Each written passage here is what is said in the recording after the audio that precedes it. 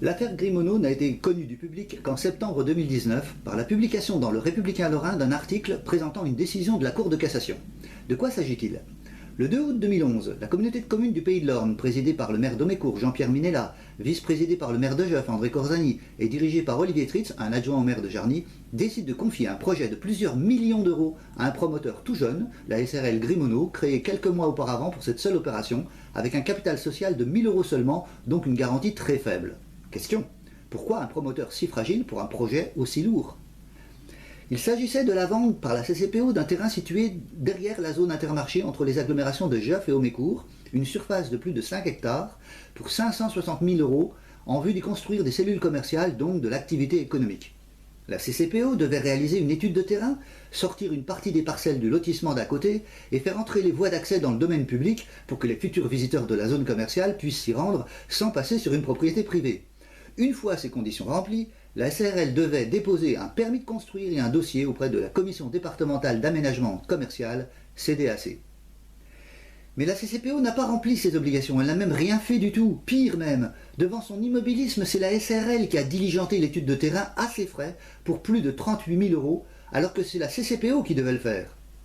Il va de soi que la SRL ne pouvait pas remplir les autres conditions suspensives à la charge de la Comcom. Ce point a d'ailleurs été validé par les tribunaux tout au long de la procédure. Bien que complètement en tort, la CCPO va assigner la SRL en justice. Et c'est la CCPO qui est condamnée à rembourser 137 600 euros à la SARL. Cette condamnation est confirmée en appel et la CCPO, devenue OLC, a payé la somme à titre définitif en 2018. Mais les deux premières instances de justice n'avaient pas fait droit à la demande de la SRL concernant le préjudice subi par elle. Le promoteur est en effet privé du bénéfice attendu de cette opération, un bénéfice qui rémunère le travail qu'il a fait sur ce projet. Or, la Cour de cassation vient tout juste de déclarer qu'il s'agit d'une erreur de droit et que la justice doit prendre en compte le manque à gagner, autrement dit cette perte de chance, et renvoie la question devant la Cour d'appel de Metz pour en fixer le montant, sachant que la SARL a évalué ce préjudice sur la base d'une étude réalisée par un cabinet spécialisé à 1,7 million d'euros. Suite à l'article du Républicain Lorrain, la réaction ne se fait pas attendre, surtout du côté de Jarny, où Pierre Desclès, un opposant à Jackie Zanardo, maire de Jarny et président de l'OLC, relaie les informations du journal en pointant du doigt les responsables. Panique alors à l'OLC, les élus de l'ancienne CCPO, plus le président, le maire de Jarny. Ils vont tenter d'éteindre l'incendie et font voter en réunion du conseil communautaire l'aval de poursuites judiciaires en correctionnel pour diffamation contre le dit Pierre Desclès, sans que son nom ne soit prononcé. Les élus de l'OLC, donc les maires, adjoints, conseillers de plus de 40 villes et villages du territoire, rendront un avis favorable à l'unanimité, alors que certains, probablement la plupart, ne savent ni de qui il s'agit, ni de quoi il s'agit. Notons ici que, bien que votés à l'unanimité, les poursuites ne seront pas engagées et qu'il est maintenant trop tard pour le faire. Le vice-président en charge des finances est Luc Ritz, le maire de L'Abri. Il pense devoir se justifier devant ce conseil municipal. Sans qu'il le sache, mais en toute légalité, la réunion est enregistrée. Luc Ritz a servi à ses ouailles une collection de mensonges inimaginables, allant même jusqu'à dire que c'est la SRL Grimauneau qui n'avait pas rempli ses obligations et que le tribunal reprochait juste aux élus de n'avoir pas mis celle-ci en demeure de remplir ses obligations. Alors que c'est tout le contraire. Au cours de cette réunion, une démarche systématique de dénigrement va être mise en place contre tous ceux qui ne sont pas du côté des élus aux manettes. Même le journaliste ayant écrit l'article du Républicain Lorrain en prendra pour son grade, sans parler des Grimauneaux qui passeront pour des branleurs qui veulent récupérer un peu de fric. Ce qu'il faut savoir, c'est que les comptes publics, ceux de la CCPO d'abord, ceux de l'OLC ensuite, auraient dû faire mention du risque encouru pour les 137 000 euros comme pour le 1,7 million réclamé depuis le début. Ce qu'on appelle une provision aurait donc dû obligatoirement figurer dans les comptes. Si cela avait été fait, les élus et peut-être les citoyens auraient eu vent de cette affaire depuis bien longtemps.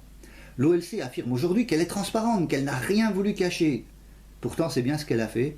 La Cour des comptes qualifie ce type de comptabilité publique, quand il manque une ou plusieurs provisions qui auraient dû être inscrites, de insincère. Pour elle, ce ne sont donc pas seulement des comptes faux, mais des comptes mensongers.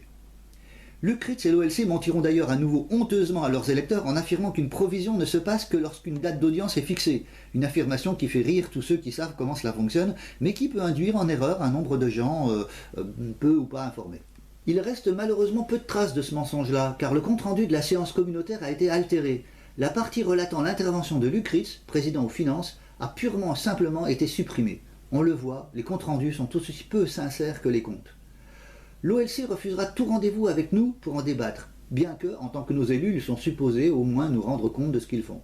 En revanche, le principal associé de la SRL Gris-Mono nous confirmera, sans qu'il y soit obligé, de nombreux points déjà soulevés et en précisera d'autres, comme le fait que la CCPO ait eu envers lui des exigences qu'il n'a pas acceptées, ce qui peut expliquer pourquoi la CCPO n'a rien fait concernant sa part de travail. Les élus qui ont couvert cette affaire sont nombreux. Le maire d'Aumécourt, bien sûr, puisqu'en tant que président de l'ancienne CCPO et vice-président de l'OLC, est le premier responsable de ce gâchis. Ses 3 adjoints, siégeant à Aumécourt, mais aussi au sein de la CCPO puis de l'OLC, sont aussi mouillés dans cette affaire, soit pour y avoir pris une part active, soit pour n'avoir rien fait, y compris s'ils n'avaient plus de nouvelles depuis 7 années d'un projet aussi important pour le territoire de l'OLC d'abord, mais ensuite et surtout pour leur propre commune, celle dont ils veulent aujourd'hui prendre la tête en demandant aux électeurs leur voix. Le maire de Geoff est sans doute la cerise sur le gâteau. Geoff est concerné bien entendu par le projet, même si le terrain est officiellement sur le banc d'Aumécourt. En effet, il est situé entre les deux communes. De plus, il est du ressort de la CCPO, dont les 2 villes principales sont Geoff et Aumécourt. André Corzani est aussi vice-président de la CCPO puis de l'OLC. Il est d'ailleurs celui chargé du développement économique, et plus particulièrement de l'avenir de la zone du Haut-d'Étape. Dans son bilan de campagne, il évoque bien entendu l'OLC, mais rien sur l'affaire Gris-Mono. L'OLC publiera dans son magazine un article concernant l'historique de cette affaire, en ne mentionnant presque rien de ce qui précède, et en criant victoire pour les décisions de justice rendues par les tribunaux, alors que la CCPO puis l'OLC ont pour le moment perdu sur toute la ligne. Il y est même affirmé une nouvelle fois que les études, les 137 600 € payés à la SRL, ne sont pas perdues, qu'elles resserviront. Pourtant, elles datent de plus de 7 ans, les études d'impact sont à refaire et les projets d'architectes ne peuvent pas être utilisés sans l'accord des professionnels qui les ont réalisés. Eh bien aujourd'hui, André Martin, candidat au Aumécourt, en ayant mis le maire sortant sur sa liste, affirme qu'une étude des sols est en cours. André Martin est le favori de l'élection municipale, comme à Geoff le maire sortant. Nous ne sommes pas sortis de ce monde où les élus d'en haut nous ôtent le pain de la bouche et où ceux d'en bas, sous prétexte de nous défendre, nous enlèvent jusqu'aux miettes qui nous restaient.